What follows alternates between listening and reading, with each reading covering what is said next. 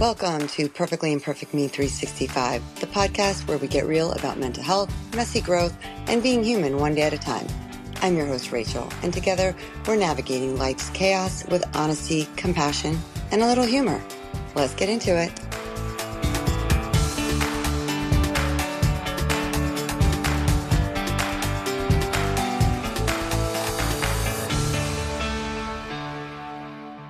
Hello, friends and listeners, perfectly imperfect people. I am so excited. I'm your host, Rachel, and today I have a fabulous, strong woman, Emily Tassoni, who I met through another strong and powerful woman.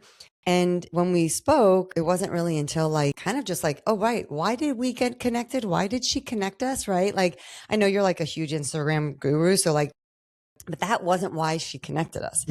She connected us because you have a story that's literally one as a parent can never fathom, right? Don't ever want to be part of that club.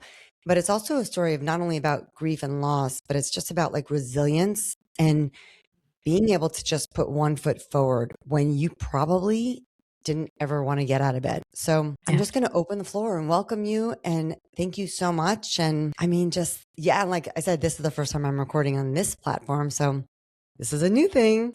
So, and of course, I'm thrilled that it's you because if I screw it up, like I know I've got like the most understanding human being. So I get I'm it. building mastery. Get it. Well, Rachel, thanks for having me and kind of giving this, first of all, for having this podcast and giving the platform for people to share their stories. I think there is a lot of power in knowing that we're not alone. And so being able to hear the stories of other people, whatever it might be, whatever challenges or celebrations, whatever, to know that we're not alone and to have a place to come to hear different people's stories, I think is really important. So yeah, my name's Emily Tassoni. I have many different titles, and one of them is I'm mom to a dead child and a living child. And feel free to ask me any deeper questions or I will. anything as I go. Because of the experience that I'm going to tell you about, I now run a infertility, miscarriage, child loss support group. And it's interesting. Oh my gosh, I had no idea. Oh, yeah. Yeah. So actually in March, we'll be celebrating 9 years. Celebrating. It's always weird. It'll be 9 years since we started the support group. And at group, we always say that the story you share changes from time to time, not because of what happened, that doesn't change, but the things we remember, the things that are maybe more important to us at that moment. I'm very open sharing the story of the loss of our son. And every time the way I tell it and what I tell is maybe a little bit different. So, but again, feel free, ask any questions. I'm very much an open book. So is this a virtual, is this virtual, the group that you do? I mean, I know we're getting a little off track, but is this group virtual or in person? So it's in person. We do it here. And so I'm in Helena, Montana. We do it locally.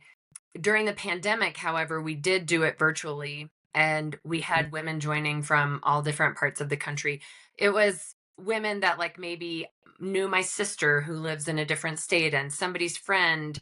So it was people that maybe peripherally knew those of us that were already a part of group, but we don't do the virtual version anymore. However, I now have connections in all sorts of different parts of the country and a few connections around the world with other women specifically that have lost children and the ways they support their communities themselves. So I feel like I have kind of a spider web network to connect folks to if they need specific connection. That's amazing.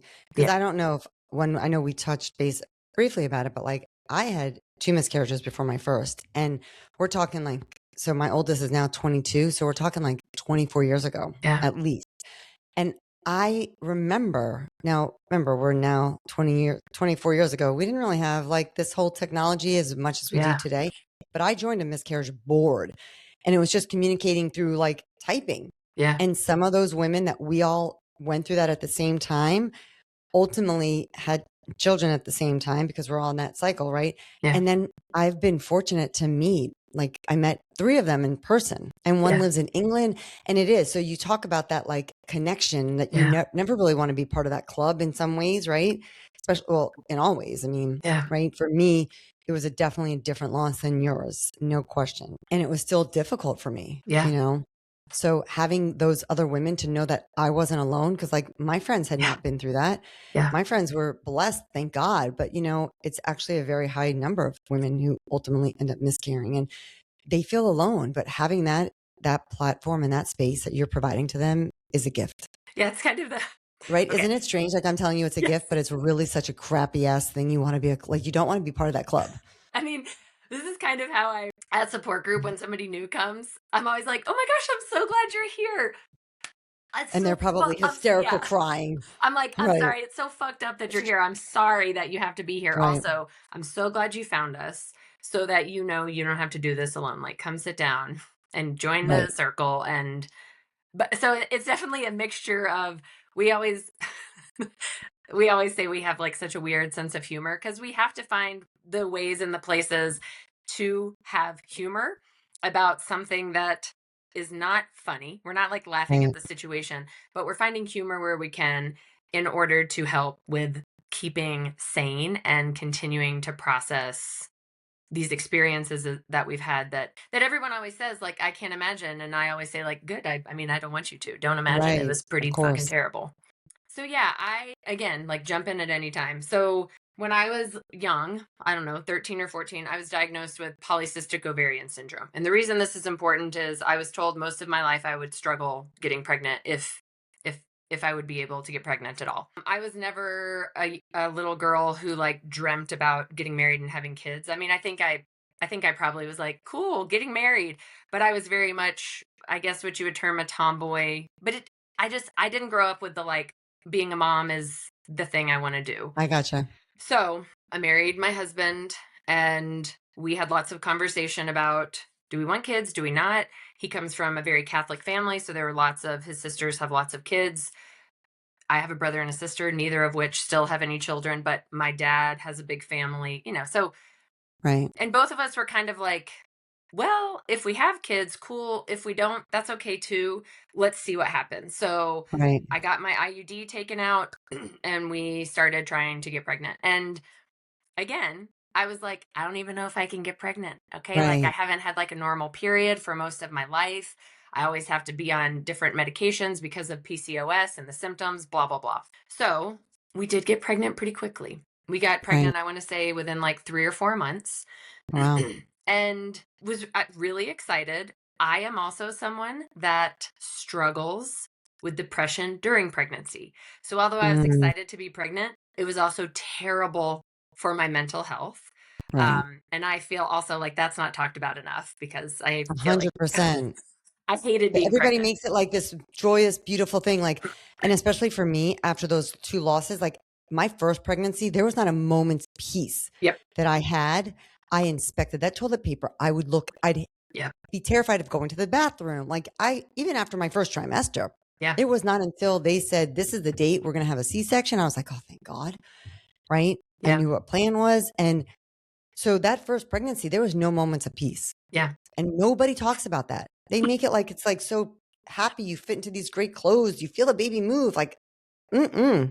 Yeah, I mean, I think it's interesting how it's a great reminder that everyone's experience is different, but we can't. I think it's important that we not make women who don't enjoy being pregnant Yeah, feel ostracized because even if they haven't had a loss, like just pregnancy in general is absolutely. just so so I was pregnant and I hated it. I was very Yeah. excited to be pregnant and I hated being pregnant. I remember telling my girlfriends, like, if I do this again, I need you to like punch me in the throat. Okay. Like if I decide to do this again, like I already have generalized anxiety disorder. I struggle Okay. with anxiety and depression, especially in the winter. So like Right. it was just no fun. So it Okay. was tough. So I was having that experience and everything went well. We had an ultrasound at 8 weeks and everything was fine. In fact, I even joked with my husband from one of the 3D pictures, like, oh my gosh, it looks like I'm pregnant with a baby elephant. Like we're having an elephant. So everything was fine. I didn't feel my best mentally, but I was very excited to have a baby. We didn't tell we told our family, but we like announced it on the social media world. This was in 2016. So I think it was just on Facebook. after I hit 12 weeks, right? Because Yep. That I first think trimester, most of us are like kind of told after you get past the first trimester, everything's fine. everything Exactly. like you're good to go. So we got there, we told everyone. We went in for our 21-week ultrasound for the anatomy scan. And normally it's 20 weeks. We had been out of town anyway. So I was 21 weeks along. And we went in, it was early in the morning, did the ultrasound. The baby was very active. At one point, the ultrasound tech said, your baby is so active, I can't get all the pictures I need. So I'm going to bring a more experienced tech in here, which I just thought was normal. Like, oh my gosh, look at this.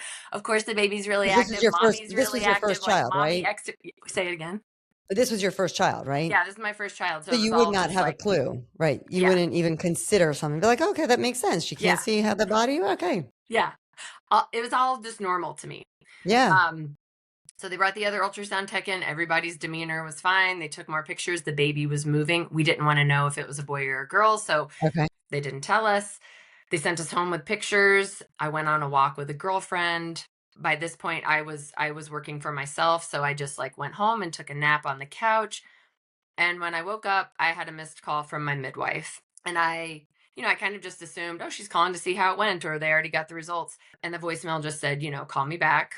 So I called her back, left a voicemail. So she called me back. It was around 2:15, 2:30, somewhere in there in the afternoon. It was November 9th of Mm. 2016. And I remember sitting, this is kind of where anyone who's had a traumatic experience, you kind of have like a before and after of your life where there's a Mhm. moment where you're like, there it is. Yep. That's where like my whole life changed. She called me back, and the first thing she said was, are you sitting down?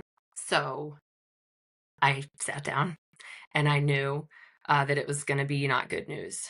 I had my professional background, I used to work in sports medicine. And so I had worked with a lot of healthcare providers, and I kind of knew what the presentation of the delivery of bad information sounded Right, like. well, are you sitting down? Yeah. Like, that's usually not what you Right. say if it's going to be, Right. hey, everything looks great, just calling to let you Right. know. And I don't remember exactly what was said first. She said, there were some things that came up on the ultrasound. We're canceling your appointments with us. We're referring you to a specialist. And I remember being like, wait, why are you canceling my appointments, Wendy? Why are you canceling my appointments with you? And then she said, there's a lot of malformations. Mm. And she started reading off a list of things that had not formed correctly. And some of the words made sense, some of them didn't. Again, I have a strong background in anatomy and physiology, and so some of it I like could make sense of what she was saying, and some of Right. it I was like, I don't know what that word is. I've never heard that before. What does that mean? I remember asking her, like, I need you to email me this list. I need to see it so that I can Right. research it. But there were like 7 or 8 things. He had no bladder. He had an abdominal wall defect. So, and we didn't know it was a he at this point. I was gonna Um, say, so you knew okay, but you knew it was a um, boy. his organs, his internal organs, like abdominal viscera that had formed, was in what's called an umcephaly outside of his body. So it was like Oh, attached, but but it's outside. outside, right? The umbilical cord was too short. His spine didn't form correctly. Like just Mm. one thing One after thing the after other. another. She said, this was on a Wednesday. She said, we're referring you to a specialist in Missoula. So I live in Helena, which is the capital. Missoula is about 2 hours away. She said, Okay. the maternal fetal medicine specialist is in Missoula. We're referring you to their office for the remainder of your care. And I said, Wendy, I need you to be straight with me. I like, Yeah. what is this? And she just said, I've never seen anything. I don't know what this is. I've never seen anything like this. I don't know what this is. Wow. Because of my years of working in healthcare fields, have all the friends who work in so I'm immediately on the phone. I call my husband, you need to come home right now. The baby is not doing good. He comes home from work. I'm calling my friends. Hey, you're an ultrasound tech. What does this mean? What does this mean? You work in labor and Right. delivery. What does this mean? Because it doesn't And sound like she was very clear, like she even knew yeah, to say she like, "Oh, it's either like the baby's gonna be okay and born, and maybe these things will change." Like, she sounds like she really had no idea. She had no idea what the diagnosis was based off of the mixture of Okay. malformations, but it was very clear to me. I mean, I knew as soon as I heard the laundry list, this baby will not survive. But she didn't tell you that. But she didn't say that because you just, you can't know with 100% certainty in that Of moment. course. We heard the next day from the maternal fetal medicine specialist, and we're able to get it on Friday. So we had the ultrasound Wednesday, found out everything Wednesday, literally drove over first thing Wow. on Friday morning. They did about 3 more hours of Oh, ultrasounds. And then the doctor sat down with us and said, essentially, your baby has one of two things. These are the two things that it looks like. The only way to determine which one it is to do an amniocentesis. So we went through a whole lots of discussion about it's either trisomy 13, which most of us are familiar with trisomy 21, which is Down syndrome. And Down right. syndrome is viable. Like people 100%. live with Down syndrome. Trisomy 18 and trisomy 13 are fatal. Mm. So he Upon said birth or even before birth. they're just fatal. So the baby will Okay. either die in utero at some point, or usually they don't make it full term. They die. Okay. Which is like technically called a fetal demise. This is Right. like what they call it in the medical world. So he said it's either trisomy 13, which is chromosomal, and you would see that in like genetic code, or it's this other thing called limb body wall complex. And I have a very distinct memory of sitting there. He was like on a little chair below me because I'm like up on the exam table, and I was like, what did you just say? What, Right. like, I literally don't understand the combination of words that just came out of your mouth. Like, what? Right. I've heard of trisomy 13 and 18. I have no idea what you said. And he was like, so he slowed down and said, limb, like limbs, body, like Right. your physical body, wall, so like your abdominal wall, complex, limb body wall complex. And I was like, what is that? And he was like, well, that's what I think it is. But until we can determine that there's no chromosomal or genetic components, like, we're not entirely sure. But essentially, it's the body just doesn't form correctly. It is just development And that's does not a not chromosomal happen. thing. Yeah, it's not, you didn't do anything wrong. It's not genetic. It's not chromosomal. It's rare and it's fatal. And so what was explained to us, and I always like to say to people, like, I don't recommend Googling limb body wall complex because a lot of the pictures that are out there are pretty grotesque, and it depends on you as a human and like what you can handle. But lots of conversation. So for our child, so a lot of times in limb body wall, the skull does not form. So like the skull forms, but it doesn't close.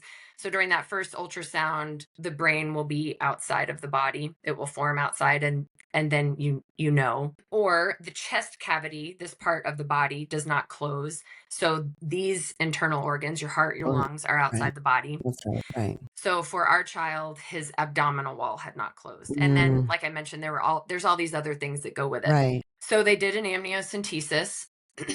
So, right, they like put, big long needle in my belly to pull out Fluid. all fluid so that they could test. And then we went home.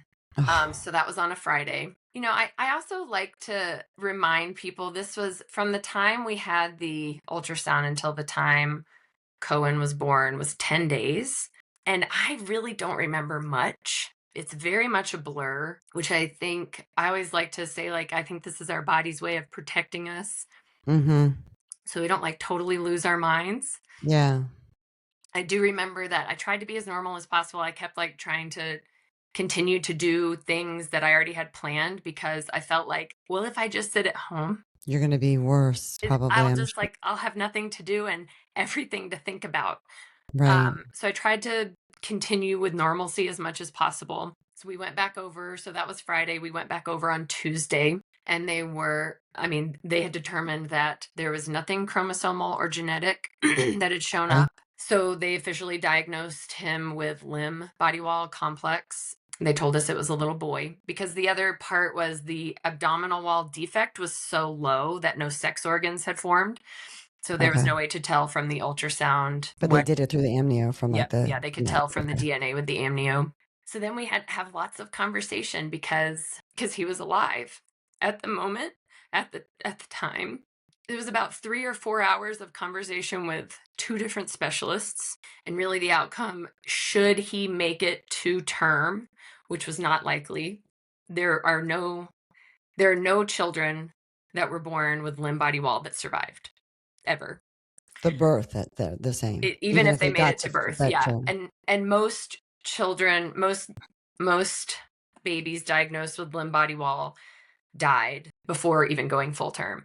So there were lots of potentials, complications for the umbilical cord was too short. He had no bladder, but he was swallowing like you're supposed to Oh, do as a fetus. right, So the like potential of the like too much pressure inside. There's so many things that could have potentially right, led to hemorrhage, sepsis for me. But really the main thing for my husband and I was, okay, if he survives birth, what then? Okay, well then we will right. rush him to surgery. We will fix his club feet. We'll fix they thought he would be syndactyly, so like where Okay. you are they thought his hands and feet were syndactyly, which are like Like flippers, web. but they knew he had a club foot, spina bifida. His spine had not Mm, formed correctly at all. It was very twisted. So they were like, well, we'd have to create external sex organs. We'd have to right. create a bladder. We'd have to create an anus. We'd have to like right away, like right at He'd have birth. to be put through a lot of Yeah. surgeries to just be Just somewhat of like a whole. immediately. Like Right, and that wouldn't even account for all the other surgeries. But the main thing, because that happens, right? There are lots of babies that have diagnoses that can be fixed post right, birth and they can live full lives. right. The way Cohen's spine formed, both of the specialists were like, he'll be in pain forever. Mm, Like we don't even know if he'll have brain function. We don't know if he'll be able to walk. We do know he'll be in pain because of the way his spine is formed. By that point I was 22 weeks pregnant, a little over 22. We were faced with the decision, do I carry this baby until right, until he passes, until I become septic, until something ruptures because of the delicate balance of like all the malformations. right. So we made the decision to induce, which is a technically in the medical world that's considered a termination in Okay, the because second they're so young. trimester. Because at 22 weeks, right? Yep. And because I was inching up to 23 weeks, I didn't have much time to think about it because Mm, after 24 weeks, you can't do an induction without all the medical assistance to try and keep the baby alive. I mean, I think the decision would have been the same either way, but there was also a lot of rushing. You have to do this. We right, don't know if the hospital will let you do it. And I was like, what the do you mean you don't know if the hospital will let me do it? You just told me my baby is going to die no matter what. right, So like, I don't understand what you mean. right. I mean, there's so How do you even much. comprehend that? Like, how I couldn't even, you're not even thinking about that. You're like, No. okay, let me just do what I can do to survive this moment. But you've just told me like the worst moment I've ever imagined in my life. Yeah. And now you're telling me that they may say no? Yeah. Like, aren't hospitals supposed to help, right? Like, Yeah, but geez, it all comes down. I mean, this is, this could be a much bigger conversation about right. like the perception of what the termination of a pregnancy is. But remember, this is still in 2016. Yeah, this is This is 2016. not even like in the past 2 years where a No, lot of this was Roe v. when Roe Wade and v. all these Wade things was have still, changed. yeah. Right. Yeah. But 24 weeks is pretty standard for viability. There's a lot of anger that the decision had to be rushed. Again, the decision would have been the same. Our son was going to die no matter what. Based off Right. the diagnosis, the way his body did not form correctly, all the things, right? But then you're like up against that. This was on a Tuesday. We decided to induce on Friday. So it So, had been really a week and a half since you yeah. found out. Yep. Yep. So you had no time to even let it digest. No. No, there was no. I mean, no.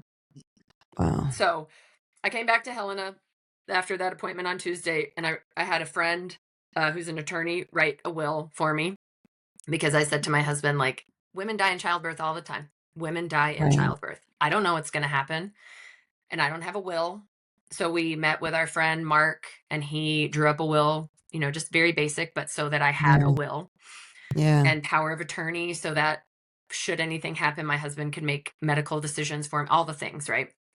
And of course, my husband was like, we don't need to do all this. And I was Right. like, we also didn't think that this experience would happen to us. And here we are. Right.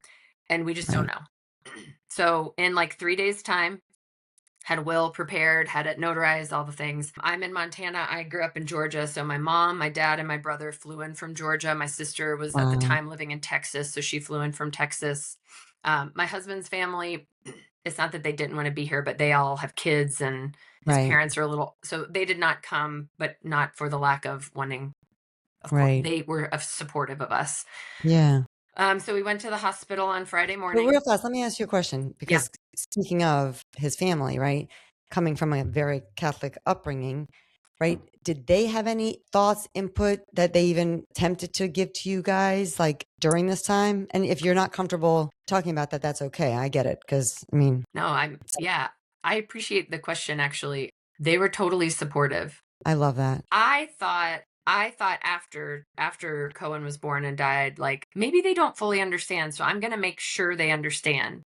So when we ended up going home for Christmas that year, which was like less than a month later, and I made sure everyone understood. I was like, I need everyone to understand what happened. Cohen was alive. We chose to induce. He died during birth. This is considered a termination. I like need you to understand what we have gone through so that when there are conversations about women like me, Right.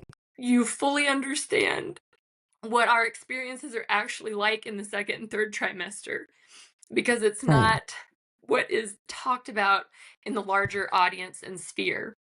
Right. This is the real experience Yeah. of a child that you want. And things happen. And it's out of your control. And it's out of your control. Yeah. So they were, and still have always been very supportive, and I'm so grateful for that because I know that's not always the experience for women and their Correct. family situations. Mm-hmm. And our families were both 100% supportive. We went to the hospital. My parents met us. So they all flew into Missoula, met us there at the hospital. That was on November 18th, which was a Friday. I was in labor for 30 hours. Oh my gosh. And then Cohen. So we had decided to name, we had all these names in mind for a boy or a girl. And then once we knew that he was going to die, I was like, I don't want to give my favorite boy name to Right. our child who's going to die. And you know what? If you're listening and you're like, what? Listen, if you've never had to deal You, with losing a baby, like, just don't try and make sense of it, okay? Like, it doesn't make any sense. This is just how it was. So I was like, until somebody, God forbid, walks in your yeah, shoes, like I get it. I mean, I totally, that was the first thing I was like, that's actually what I was thinking. I wonder if that was their favorite name, nope. right? Like, right. And I Yeah. get that. Yeah, it was I not. get that. I really wanted to name a little boy Tristan, like for as long as I could remember thinking about having a child, or if I did have children. Tristan was what I wanted to name a little boy. So when we knew that he was going to die, which was at that second appointment with the specialist, we had some time alone in the room, just my husband and I. And I was like, we can't name him Tristan. Like, what should we name him? And so this was November 2016. Leonard Cohen had just died. Hmm. And my husband was like, we should name him. He's a big Leonard Cohen fan. I like Leonard Cohen too, but he's like a big fan. And he was like, we should name him Leonard. And again, this is where like you have to find humor. I was like, we can't name 100%. a dead baby Leonard. That's a name you have to Right. grow into. Like that's a name that Right. you have to like feel it out. Are you Lenny? Are you Leo? Like who are you? We can't name our son Leonard. Like that's not a Right. name that you die without living. Correct. I get that. Um I totally can understand that. so but I really loved Cohen. Yeah. So we went with Cohen, and then we decided his middle name would be my dad's middle name, which is Daniel. So Cohen Okay. Daniel Tassoni. I love that. So I was in labor for a long time. 30 hours is a So long time. just out of curiosity, right? Like, I mean, I did not labor. I had two planned C-sections, and it was so apropos for my personality because my listeners, you'll see, we're going on the retreat together. I'm pretty type A. And when I had my kids, they kind of fucked that up. And so I've kind of like flipped a little bit because everything that I tried to plan for them, they totally screwed with that. Yeah. And my personality really wasn't like, you may go into labor. Like, no, just tell me. And so when my doctor came, but did they offer that to you, or did they just say you're gonna they did a C-section or labor? I wanted to be in I labor. get that. I Yeah. wanted to labor. I mean, in my mind, you have to remember, like, Well, you I didn't have a didn't lot of time to talk about this or think about this. well, I did that part, yes, and I wasn't sure I'd ever get pregnant. So in my mind at Sure. this point, I was like, I don't know if I'll ever be pregnant again. Like, what if this was the one fluke time Right. and this is the outcome?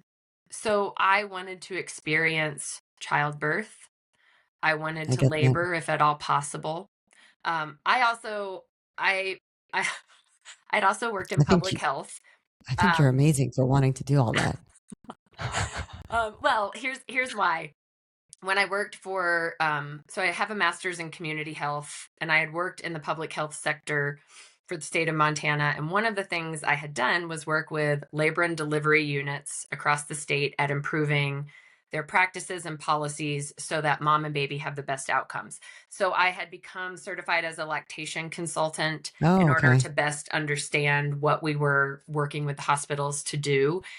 And I had also worked with lots of labor and delivery doctors and nurses.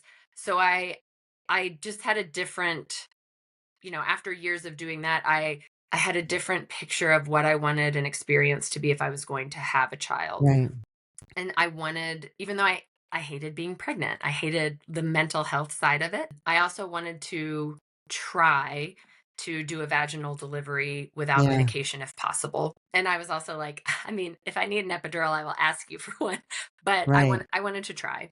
And I was for the most part able to, with Cohen, to labor at the end after so many hours of But you had to laboring be and, like, exhausted. not really progressing, because when He was Cohen was small. born, I was 22 days or 22 weeks and Right. 4 days along.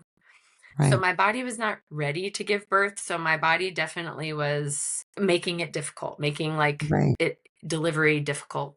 My water finally broke, Hmm. and he was born very quickly because he was very small. So he Right. was 1 pound and he was 10.5 inches long. So he basically Wow. fit in my hand. And he did die in like the birth canal. So he was pronounced dead. So stillbirth, technically. His umbilical cord was very short.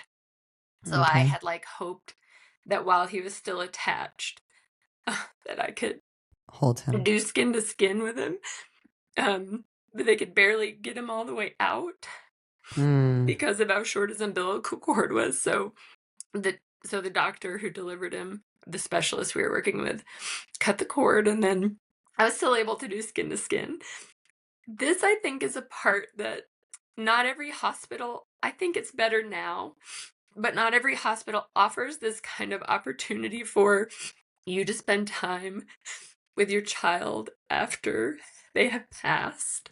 And so I always hope that if someone hears this story, that they know they can ask for these things should I was just anything gonna like say, this ever right, happen. right. Advocate for that. Yeah, that, like, Or have somebody else advocate on your yes, behalf, for sure. If you're not capable, because it would make sense somebody would not be in that right state of mind to be able to make that, even know that that's something that they wanted at yes, that time, but, like, plan for it, have somebody advocate for you. yeah. That Make it you clear. that you have time, because there's no rush for them to have to take your baby away, whether they're dead or not. I mean, Right. especially, I have some friends that have had similar diagnoses and their children were born alive and lived for, short time, 60 minutes, 77 minutes. There's no need for them to do anything when you know what the Yeah. outcome is going to be. They don't need to whisk the baby away to weigh or any, like, you Just let spend the as mom much and dad time have as you that need. moment. Yeah. Yeah, he was born just shy of 6 p.m. on November 19th, which was a Saturday night in 2016. My brother and sister, my mom and dad, and my husband were all there. My husband and I had gotten married in Missoula. That's where we met. We both went to Mhm. school there.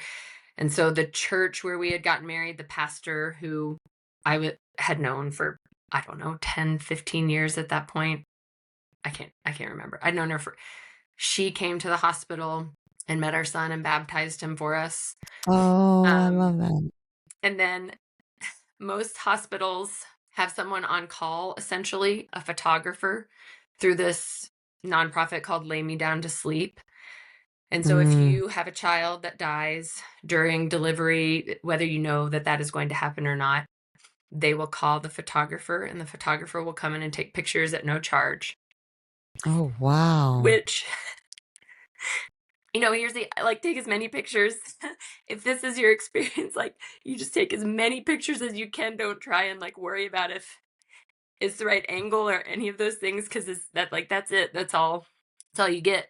Take all the Right. pictures. My sister took so many pictures. Joe and I took pictures. The photographer came in and took photos for us. After we had had time with him, they asked, do you mind if we do some plaster molds of his arms and legs and footprints and handprints for you? And I said, yes, of course. So they did take him to go do that. And then they brought him back, and the nurse let me help her give him a bath in the sink. Mm. And then they kept him in the NICU. So most labor and delivery units at this point will have a cooling cot. And again, for people that have never experienced Yeah. this, you might be like, that sounds morbid as hell. It is. You know what? Your baby just died. So like, you want as much time as possible, because that's all you fucking get. That's it. 100%. So they kept him in the NICU in a cooling cot, which essentially, keeps rigor mortis from setting in. So I was able to, I mean, I don't know that I actually slept, but to rest a little bit. And then as soon as I woke up in the morning, they brought him back in, and we spent the next few hours with him. And then you have I to love leave. that. I know. Then you have to leave the hospital, because don't forget, oh, here's another thing. I had to make sure when I checked in, given the circumstances, as I already mentioned, I said to the nurse ahead of time, will you please make sure and bill my insurance for a birth and not a medical termination? Because I had also chatted with other girlfriends who had had similar experiences where they received a fatal diagnosis and chose to induce early. And then their insurance decided not to cover the birth because they deemed it a pregnancy termination Termination. instead of a birth, which is a whole nother level of trauma of like an insurance company gets to Absolutely. decide like, and then you have to pay tens of thousands of dollars for the birth of your dead Right. child. It sounds like you didn't really have much of a choice because the consequences, potential consequences, had you said, you know what, I'm going to try to just like go to term, you would have been needing that will potentially, Yeah. because so, and then the amount of money that the hospital would be because of, and that's so hopefully there's going to be listeners out there that if they are in the same situation and they hear this, they do take away something, that because you're offering a lot of people some amazing information Yeah. that I don't think we think about. Yeah. I mean, there's I the know I didn't things, think about that. yeah, nobody, me either, right? Like, this is the only reason I knew any of these things ahead of time. I had like kind of some forward knowledge because I had worked with labor and delivery units, but I didn't really know much about loss, about like what Right. happens when you lose a child. I just knew of like best practices and all that, all Right. those things. But I had a girlfriend that I grew up with who the year prior, her daughter had died from trisomy 18. So they had carried Okay. to not to full term because she came preterm, but she passed. She lived, I think, for 70 something minutes, and then she passed. So as soon as I knew, and she was very open, she had posted pictures, she had talked about her journey on Facebook. As soon as I knew that Cohen was going to die, Gail, I need you to tell me what do I do? I like, my brain can't Right. even work right now. I don't even know what to think about. She was the one that was like, have everyone in the room take pictures. Don't worry about if your like parts are in the picture, whatever. What doesn't matter. This is like all you have. Take as many pictures as possible. Have everyone take pictures. Make sure you're in the pictures. Get pictures from every angle. Ask for this, ask Mm, for that. I mean, our doctor was the one who said, ask them to please request that they bill it. Because if it comes from you, that's different than us as the doctor saying it. right. Ask them to bill it as Right. a delivery, birth and delivery, and not a medical termination. Right. But like, no one, nobody talks about these things because nobody wants to, this is my opinion, almost 10 years into this. Nobody wants to think the worst case scenario could happen to them. And I don't want the worst case scenario to happen to anyone. And Right. also, statistically speaking, it's more likely to happen than you think it is if you are Right. someone who is going to be pregnant. And I hate to say it like that. It's not like a scare Right. tactic. It's just be aware and advocate for yourself. If you think something's wrong, Absolutely. you fucking advocate. No, doctor, that's not a good enough answer. I need a second opinion, or you're not Right. being a bitch and you're not stepping on anybody's toes. You're Right. advocating for your health Right. and the health of We your could have a whole baby. other podcast about that topic I because mean, like my God. I'm heated. I got a lot. Like, so yeah, I Yeah. totally get that. Yeah. And that's the thing is that like for the most part, I had a pretty healthy pregnancy with Cole, right? I mean, I did have to go on progesterone. I had to take baby aspirin because they found out like through my 2 miscarriages, some things. And I do remember when I got to that hospital and I had a scheduled C-section. I mean, they show you all these, they show you the mommy classes and like my kid, oh, they'll put him up on your body and he'll know how to root up to the boob. My kid missed that lesson. My kid totally did Yeah. not get that lesson. And I wish I had known because back then we did not have like one of the hospitals that I went to in Boca. They really weren't like lactation specialists. Like I never knew what it was like to be a mom, but like I knew my kid was sound asleep. So I needed to wake his ass up and I had him in December. So he's getting undressed. I'd rather get him undressed and put a ice cold cloth on him in Yeah. December. And she came in screaming at me. And I'll never forget my best friend was sitting there and she's like, you need to get out. I couldn't even get words Yeah. out because I was appalled. I had just had a kid via C-section, barely could move. I finally got up to walk around because they took the catheter out, but I'm still nauseous from all that anesthesia. Yeah. And my jaw was on the floor and I'm thinking, how could this woman just speak to me? And my best friend, literally, I'll never forget her or thank Sabrina, still my best friend to this day, basically yelled at that lady. Yeah. Said, you are to get out and you are never to come back in this room. How do you dare speak to a mom who just, and so I can't even imagine like, so that's the listeners, if you're pregnant or thinking of getting pregnant, like you don't have to think the worst case scenario, but just listen to your body. But more importantly, like it's okay to speak up. Yeah. And it's okay. You know what? I wasn't worried whether that CNA was going to like me later or not. I wasn't. I just wanted my kid to nurse. It's You so, know? there's so many important pieces to this part of the conversation. I will say I'm a strong advocate for every woman, if at all possible. And usually there are ways that you can get this taken care of, but to have a doula.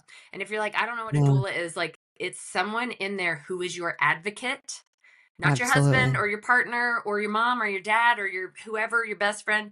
It is somebody who is specifically trained in how to advocate for what you want to the doctors, to the medical staff. Right. There's communication ahead of time. And then there's communication during, so that if God forbid you for some reason can't, now it's different if you are like incapacitated, but Of if you course. are just Right. like in the throes of labor and out of your Screaming and right. mind, like can't focus, the doula is there to advocate for you, which I think is really Peop important. It's different than a midwife. It's different than a Right. midwife. Having a doula to advocate for your needs because you've expressed prior to What your wants what are. your needs and desires and wants are. And then they are Right. there to help advocate while you are actually in labor, because you should not have to make important decisions while you're No. literally in the middle of contractions and like trying to breathe and Correct. focus through pain or whatever the situation might be. And that's just if you're blessed to having a regular healthy Yes. pregnancy and now Yep. you're going through a loss Yep. at this time. So now November 19th, Cohen passes. He's also born. Yep. Yeah. So when these are little things, okay? When your baby is born and they're dead, you do not get a birth certificate. Oh, You have to wow. request a certificate of stillbirth. Okay, so like from like, the records. But they don't get a birth certificate. And prior to sometime in the 80s, I can't remember exactly, but I listened to a podcast about this.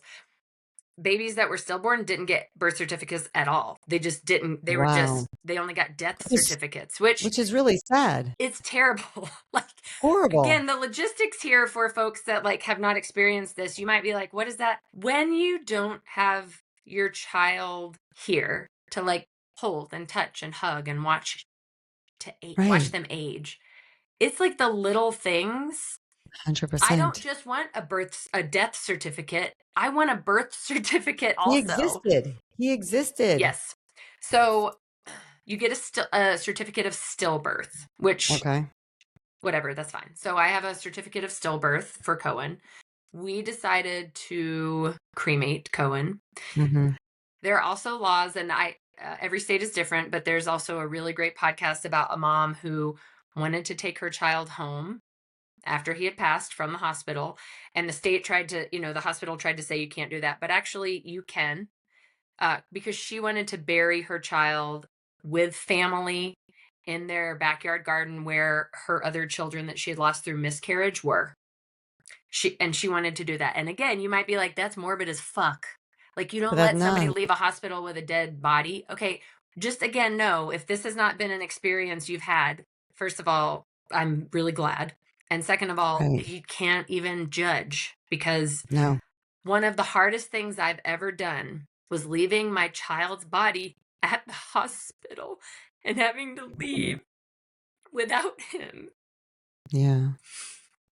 I mean, Take a moment. just, It's okay. So I can't even imagine, Emily. and that's not something anyone had like mentioned to me, Right. and how difficult that one part would be, just to leave the hospital. You just give birth and then you leave and you don't And have a not and child. know that you're not going back to visit. Like there's Yeah, like right, that's like it. leaving your kid in the NICU and coming back and saying, "Okay, I'll be back for visiting hours." Yeah. You knew you were not returning. Yeah, I knew that when I returned it would be to pick up his ashes. And we left. So this was on a Sunday at like noon, and we had a 2-hour drive back to Helena, and everybody was hungry. My mom, my dad, my husband, my brother, my sister. I mean, I don't remember if I was hungry or not, but we Right. decided to go to Cracker Barrel on a Sunday. I don't know if you've ever been to a Cracker Barrel on a Sunday Yes. at Not lunchtime. often.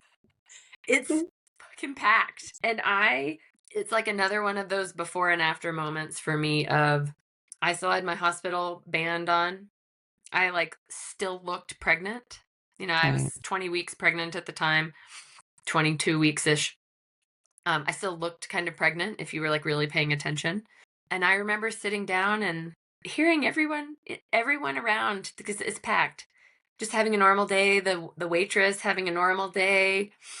And I remember being like, okay, nothing is normal for me anymore, but it's Right. normal for everybody else. And I have to like figure out how to not lose my mind. Because what I really wanted to do was stand up and be like, my my baby just died.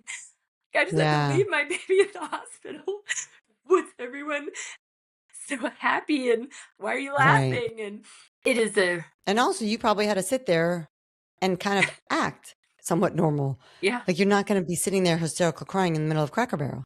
I mean, I think it's okay. And I yeah, don't think you probably did that. You probably held yourself together and been like, but at the end of the day, like, no, it's not a normal day for you. yeah.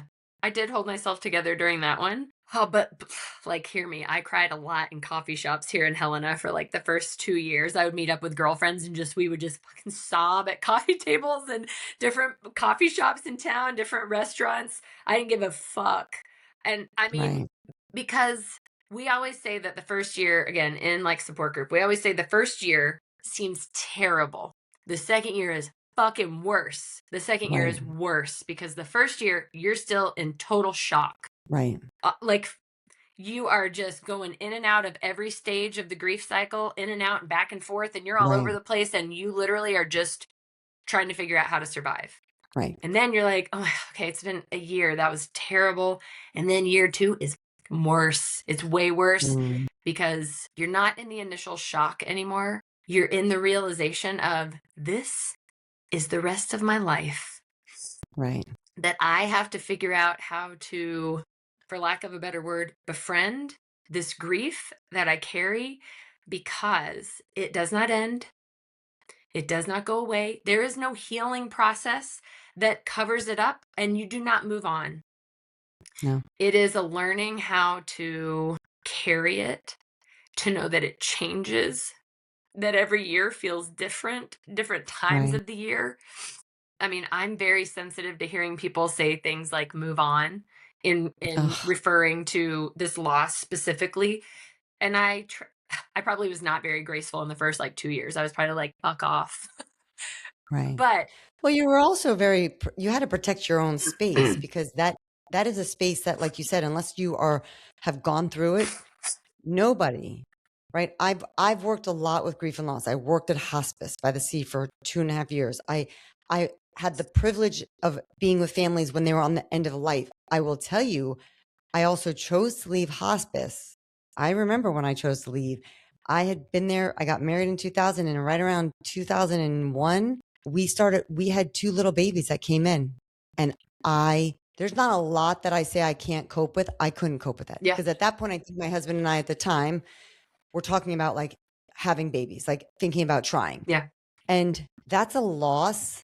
And that wasn't my loss, but it impacted me yeah, as a clinical social worker that was in the care center. I didn't want that privilege. yeah. I couldn't, it's not that I couldn't handle it. Yeah, I really couldn't.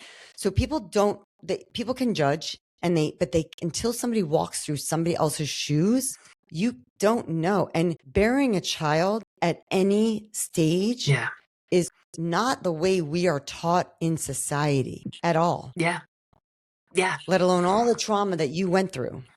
Because it was not just like your child's not going to make it, but there was a lot of other pieces that you had to maneuver around yeah. logistically that really is mind blowing. Yeah, I mean, I think a lot.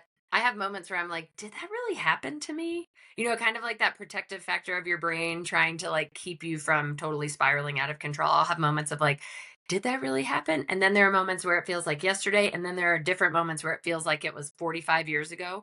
Right. This year is 10 years. And I have a very vivid memory of springtime of 2017. So it was, 4 or 5 months after Cohen had died, being on the phone with a friend. I don't remember who the friend was, and that's probably a protective factor in my brain. But Mm. she said to me, we're probably, I mean, I imagine it's someone I'm not friends with anymore, because what she said to me was, if you're still this sad in 10 years, I'll be very worried about you. And I remember thinking, in 10 years, I should have a 10-year-old. Like, I Right. should have a little boy who's 10 and like playing sports and celebrating like a double digit birthday. How dare Right. you insinuate that like this kind of heartbreak will feel different now, Well, or that I won't be as sad? And like I say, like the way that I grieve has changed. Every year feels different. I right. mean, every day feels different, truly. I mean, there's not a day that goes by that I don't think about our son. But now we're at 10 years. This November will be 10 years. And I am sad in like very different ways now because we Mm, were able to have another child. right. So the other part of limb body wall is that, again, it's not genetic or chromosomal. So I was not considered high risk to get pregnant again.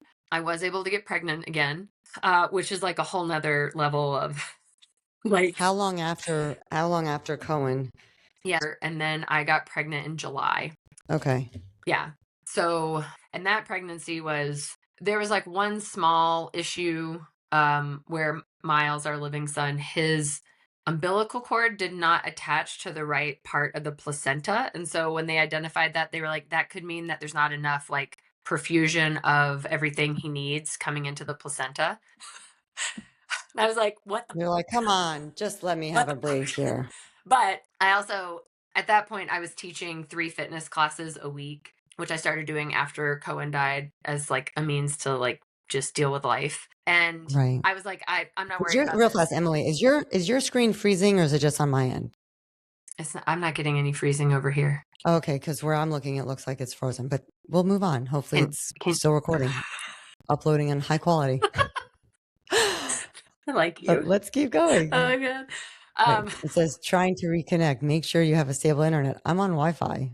yeah, I mean, I'm not Wi-Fi. I'm on Ethernet. everything Maybe I looks should turn good the on my. I Wi-Fi off. mean, from my end, it looks good. So hopefully, yeah, hopefully it's high def. And I love it. we're gonna make this into two I parts. know. Okay. I'm gonna have two weeks worth of podcasts. Yeah. Tell me you want me to stop at any time, okay? Like No, I I could talk think about this this is all day. so important. I think so many women need to hear this because the reality is that many people think they're alone. Yes, we lost Cohen in November. A girlfriend and I, whose son had died about a month before Cohen, she and I were introduced Okay. and we started the support group in March. Okay, so he died in November. We started the support group in March of 2017. So again, Okay. we're coming up.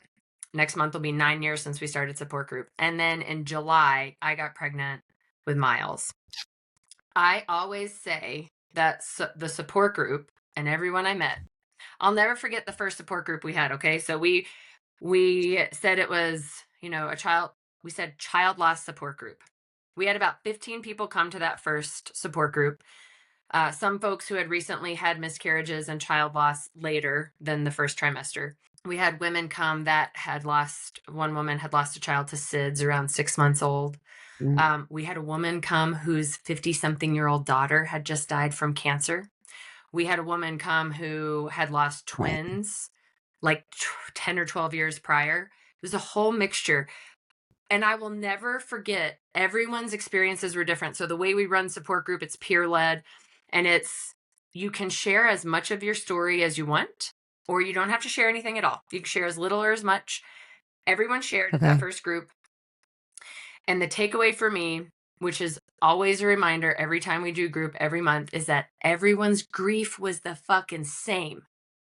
It Yep. did not matter if they had a miscarriage at 6 weeks or the woman who watched her daughter die at 50-something years old of cancer. Right. Everyone's grief was the same. My child is dead. The child I thought I would have, the child I never got to meet, the child, and we would have women say, over the years, we've had women say, like, oh my God, Emily, my loss is nothing compared to yours. And we always say, it's not, absolutely not necessary. There's no comparison needed. You lost Right. a child that you wanted, or you lost the opportunity. We have a woman who's been coming recently to support group, who she and her husband were trying to get pregnant. She's like 26 years old, trying to get pregnant, and she gets diagnosed with cervical cancer. They try and treat it conservatively. She had to have a hysterectomy. She's like 28, had to have a full Mm, hysterectomy. Can't have her own biological children. And that's she horrible. was struggling hard. Her therapist pointed her in our direction. And we were like, dude, of course you're grieving. You wanted to have a biological child. You wanted to carry a child in your body. And that was taken from you. Like, it's no one's Yep. fault. It was, you're allowed to grieve that. These are the things that, and like in the space she's in, it had felt like she was not allowed to grieve that. Like, people were like, oh my God, you can adopt. I have a lot of things to say to, Oh like, I God. mean, that like decreases So invalidating. It's like, it's come invalidating. on. And then it's like you don't understand the complexity of adoption. And like, you think 100%. adoption doesn't come with its own hardships and struggles Of for course. children, for it's For so everyone. dismissive. It's so dismissive. And Yeah. there's so many like rabbit holes here, but I want to say to that piece, if you're listening and you're like, I've never experienced any of this, and then you're hearing me say things that I heard that you have maybe said before, here's what I want to offer. Don't beat yourself up about it. I said shitty things to people prior to my own loss that I thought was kind. I thought what I was saying was Right. thoughtful. And then on the backside of it, you realize, oh my God, how do I apologize to this person? Like, can I Right. even apologize? Moving forward, be reminded you can't fix it. And there's not much that you can say that can really change the Changeable. situation. Right. What I always encourage people to do is take food. It's like, after someone has a loss, miscarriage, child loss at any stage, they find out for whatever reason they can't have children, whatever it is, drop food at their doorstep in a container they don't have to return to you. Drop Right. food at their fucking house. When we returned home from the hospital after Cohen had died, we got back. It was like late on a Sunday. It was in the afternoon. It's fall.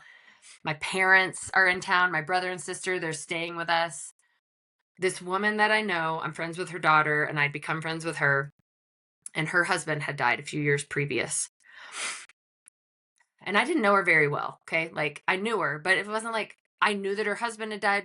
I had like commiserate, Right. I'm so sorry to hear that.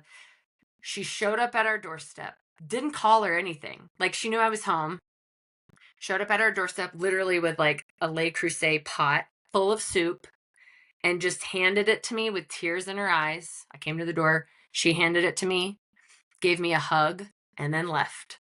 I think that's the piece that a lot of people, and I want to get to the spot where when you chose to try again, because Yeah. that took a lot, that had to take a lot of strength. But real fast with that, I think that a lot of people get stuck on, I don't want to be a bother.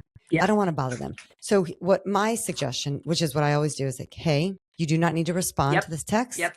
I just wanted to let you know I'm thinking about you. Please, I would love to drop off food, Yep. or if there's something I can do, just shoot me a text. We don't need to have a conversation. Yep. You don't even need to respond to this. I just want to let you know I'm thinking about Yep. you. Because at the end of the day, like most people are not even looking at their phone during the time like this. They are literally just trying to survive and stay present, especially if you had, you know, at that moment, you did not have Miles, Yeah. right? Yeah. So as a mom, as a therapist, as a person, I would understand and not blame you if you just wanted to stay in a hole and never come out of it. Yeah. And that was not me. Because let's be honest, right? Because I mean, yes, you were married, but you just had the greatest loss of your life. Yeah. And, and so trying to find purpose again, trying to find that like space to get up had to be a choice that you chose on a daily basis. Yeah, I mean, I think it was similar to the like in between period in that 10-day period of like I have to people were like you should slow down, you should take time off and I was like, "Listen, if I do nothing, I will fall into a deep dark pit." I definitely cut back on what I was doing for work on I started literally I was the first 6 months I was in coffee shops at least a few times a week with different friends who had experienced loss. I was asking friends, connect me to who you know, who has had a miscarriage, who has had a baby die. I need to talk to other women Right. like right now who have also had loss because I need to figure out how to survive Yeah. from other women, not from a therapist. And this is not a cut at therapists at all because I have a great No, but therapist. totally. But I was like, I don't want to go to a therapist yet. I want to talk to other women. I want to know like how are they surviving this? And I Right. want to like You wanted to see it. yes. Yes. And You wanted to see it hands down. yeah, I get I that. needed to be with someone else who understood the deep level of shatter that happens Right. when you lose a child, when you have a miscarriage, when you find out you will not ever have children and that's something you've always wanted. And I haven't experienced all of those things, but I do know from gathering and holding space for the stories that I have heard over these past 9 almost 9 years, almost 10 years. But we have to find people who understand in Yeah. order to feel understood. I get that. I will say to your question about when we decided to try again, I wanted to also add, hi, I had a baby. My milk came in. Okay. So this Mm, is also something that I knew this was I going to didn't even happen. think about Yep. that. I knew this was going to happen because again, I had been certified Your as a body, lactation right. consultant. I knew this would happen. I knew the milk bank.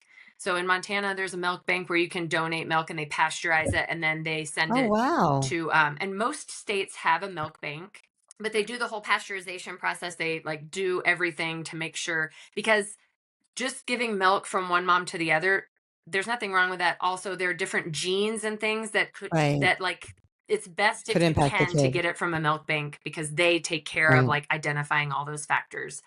However, my milk came in and I thankfully, because I had worked at the health department and worked with hospitals, and my best friend, one of my best friends, was the head of the WIC department for the state. So I was able to call her and say, I need a breast pump like yesterday Right. because I was already starting to get engorged.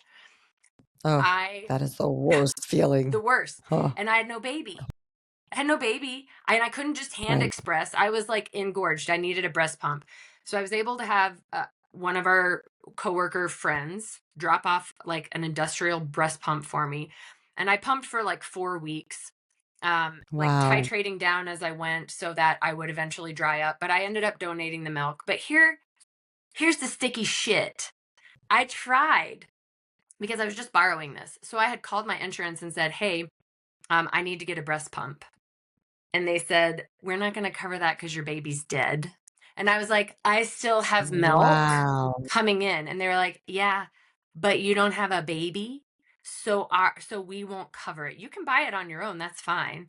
We're not going to cover it." Okay. Normally insurance covers a breast pump when you give birth and the baby I didn't lives. even know that Yes. because I bought my own breast pump. At least Now, now granted, this was in 2003, so Now they maybe back then do, they and didn't. there are stipulations, like they won't cover, every breast pump, but they'll cover a breast pump Right. for you. They would not do it. Wow. So I was able, however, to get a nurse who worked in collaboration with the milk bank to write a prescription for engorgement and potential infection. And Oh, that is what eventually got insurance to cover it so I could get a breast pump. I'm saying all this again because the reason I was able to navigate these waters is because I knew what I was up against because I had been working in that realm. right. If Gotcha. you lose a child, your milk will still come in. Now, you don't have to pump, but you're still going to have to deal with your milk coming in and Oh, figuring out how to not turn into an infection or right. something, And you get a terrible. clogged duct like Yep. that, it is beyond painful. And the cabbage that they tell you all to place on your breast does not do No. anything.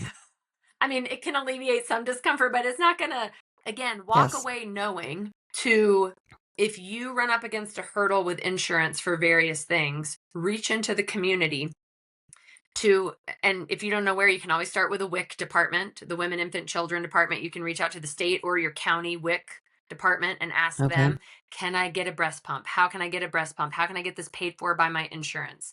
Because Wow. again, you don't have to pump. I wanted to pump. I wanted to donate. For me, it felt like something cathartic. And I also Yeah. knew that part of what helps your uterus to heal after you 100%. give birth is breastfeeding if you can, and pumping, like that creation Yeah. of breast milk. And I knew that would help hormonally for me also, Right. which is why I wanted to pump. So again, just like knowledge to tuck into your brain that hopefully you never have to use. I hope you never have to use this Right. information. But if you do, for yourself or for someone that you know and love, dump this information not on them if they're in the situation, but like be a wealth of knowledge for them to Right. help when a circumstance like this might occur in your Right. sphere of For sure. influence. Yeah. Wow. So I know we're running out of time, but I want to get to your strength. And I think that like I don't know if you would or wouldn't, but like sitting from where I'm at, like I view you as a very strong, because I cannot imagine, like I told you that, like I couldn't imagine. I've have people, even though I've had my own two losses, right, as miscarriages, as quickly as I peed on the stick is as quickly as like my Yeah. tissue had blood. So I Yeah. don't want to say that like that was easier at all No, for me. it Like for wasn't. me, well, no. And like being pregnant and having all of that and like having to go through all the trauma that you went through, Yeah. right, is so hard that in my eyes, you're a very strong person, woman. And I think the what you've created, because I know like finding that miscarriage board is what literally made me not crazy, because I couldn't, I Yep. couldn't talk to my ex-husband because all he wanted is to not try again, because he did not want to see me so upset. And that was after my first one. Yeah. And then after the second one, he's like, we're not trying again. I'm like, oh no, we are. Yeah. This is pain. It's temporary. But we're going to try. Right. And interestingly enough, is that my first one, I miscarried naturally. When I started to miscarry the second time, I told the doctor, you are not going to let me miscarry naturally. It was horrendous. Yeah. I couldn't, it was weeks of bleeding, weeks of Yep. cramping. I was miserable. I'm not going to miscarry naturally. If the baby, because I had gone in for that ultrasound, the baby's heart rate was so low and irregular and it was not going to be viable. And then I went back the following week and there was no heartbeat, but I still had this, little placenta Yeah. inside or whatever. Right. And so they ended up doing a DNC, and through that DNC, they found that the baby had like extra chromosomes.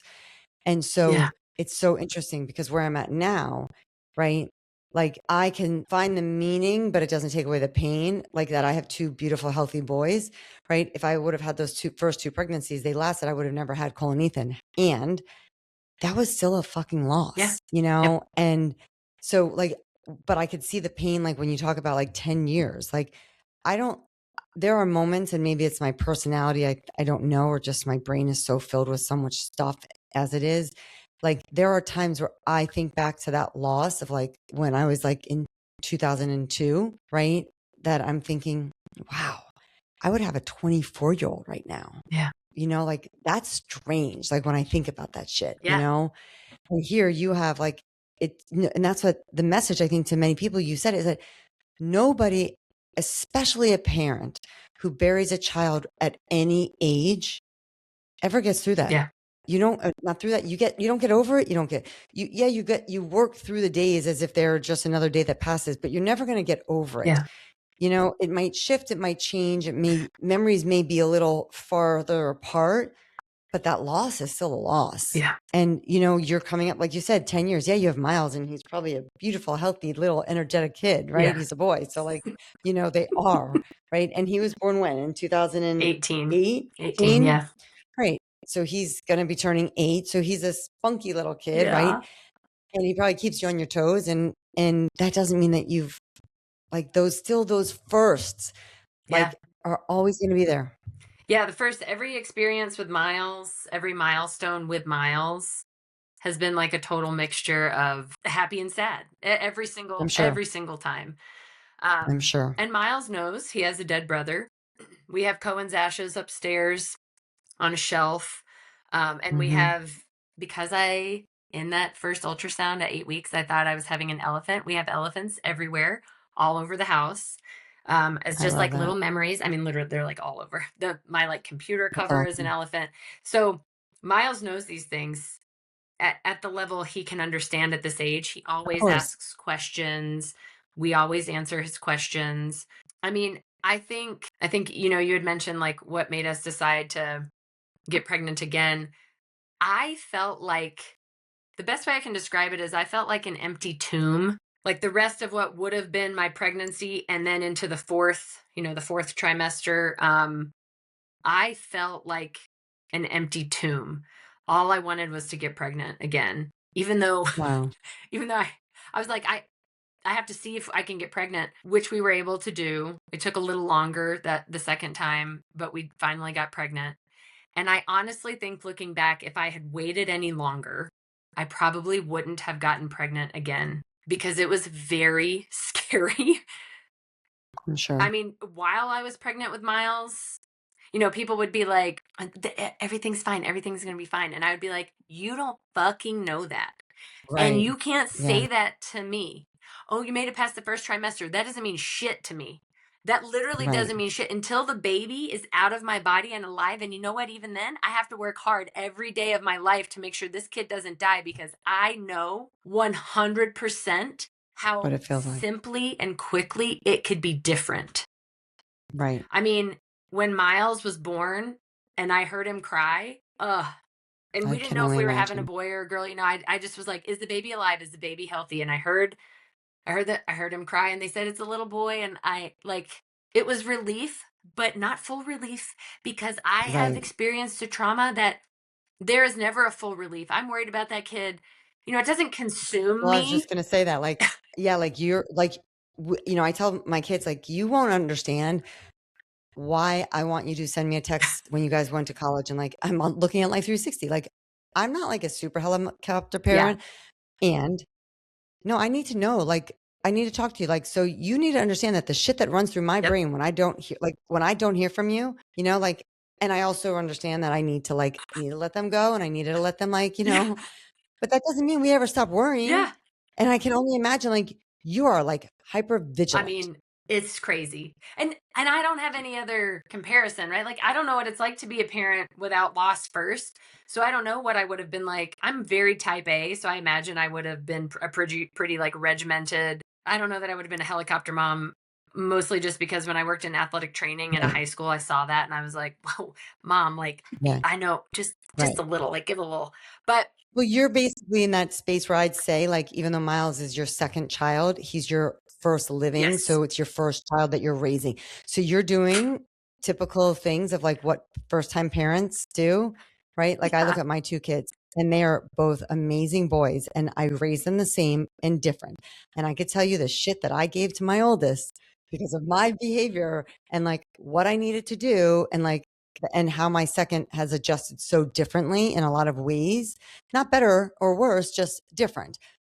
Because Cole was my first born and he was my guinea pig. So I was just saying that like what you're doing with Miles is all the typical same things as like a Yeah. type A parent would do because ultimately you're learning as you go, Yeah. right? Like with so he's going to end up being exactly who he's supposed to be, fine. He's going to be thriving even with you not being like don't fall, like it's okay, like like I remember like with Cole, like he would be like he'd fall or he'd be running too fast. I'd be like slow down, slow down, slow down. Ethan, he'd be like psh. I'm like okay, go, catch up to your brother. Right?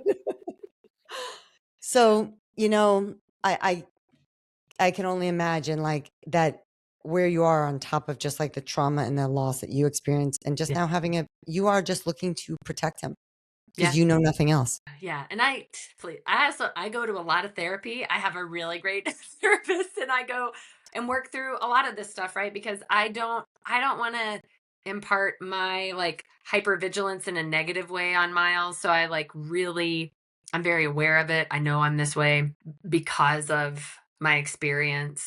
And I think this is also what I mean in that it's something you learn how to carry. Like it's a Hmm. grief that you just have to figure out how to like have as a bedfellow, if you will. Right. Like, You got to learn how to navigate it.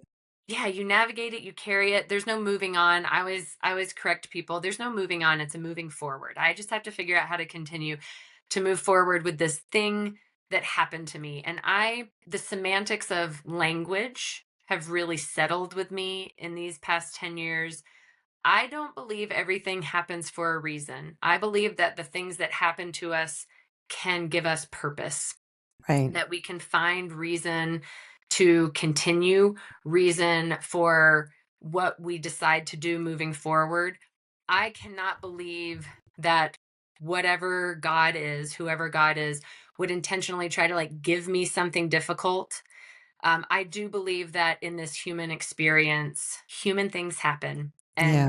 part of that human experience is that development doesn't always happen in the miraculous way where everyone survives. And that's part of being human. And then Yeah. learning how to create community and connection so that you don't feel alone, so you can survive, so that you know how to navigate the heaviness of what you carry so that it feels less heavy. Right. And also for me, part of that like purpose, finding purpose was creating the space with support group and also talking about my experience, about Cohen, about our loss as much as possible Yeah. so that other families, other women know that it's not just them experiencing it in a bubble, Right. that they're not alone. And Yeah. I think that's a really powerful piece of connection, to Yeah. know that you're not alone and to know that there are people out there that will support you when you don't know how to support yourself. Right. Well, I mean, Emily, I could go on talking with you for all like days and we could probably have a second podcast, you never know, we might have to redo this one. So, um That's okay. If we must, we must. I know, right? But no, I think that, I mean, so the takeaway I'm getting is that one, you have to be your biggest advocate Yeah. to rely, to look, to reach out, to accept community, Yeah. even if you didn't know that that was a community that you needed to be part of or even wanted to be part of it. Right. And to accept the help that people want to give you. And you also can set those boundaries of not taking certain things. And that's so 100%. important. So, 100%. so important. Just because people want to help doesn't mean that you have to accept it. And to all my listeners, if you're going through something like this, I'm going to put the show notes like of where maybe people could reach out to you, Emily, or like, Yeah. Even, for maybe help them if they're not in Montana, and can't Yeah. get to that. But, I think it's amazing that you've created this support group and that, was part of your purpose. And Yeah. I think it's unfortunate that it's so needed. Right. Yeah. And it is needed. Yeah. And so I so appreciate you just sharing and being vulnerable and I learned a lot about Cohen. And he's a Scorpio. Is he a Scorpio? I'm a Scorpio. I I'm don't gonna have even to know. find out that. Isn't that I know his due date was March 21st. So I always think of him as a spring Okay. baby, even though he was born in November. Right. Which is also just like another gift from the outside world. When everything starts to bloom, I'm like, oh, look, that's like a gift to me from my child. Right. 100%. Yes, he's a Scorpio, by the way. October 23rd to November 21st. So he would have been, A Scorpio. feisty. I know it's March, but hey. My God, he would have been feisty. He would have been my child. Yep. He's a feisty little He was fella. your child. Yeah. And he is a Scorpio. Yeah. So I thank you and I so appreciate you and keep pushing on and sending that message, spreading that message of like just knowledge, because knowledge is power. Yeah. Thanks, Rachel. Okay. Thank you. So to my listeners, thanks for tuning in. And this will probably be broken up into 2 parts because, hey, why not?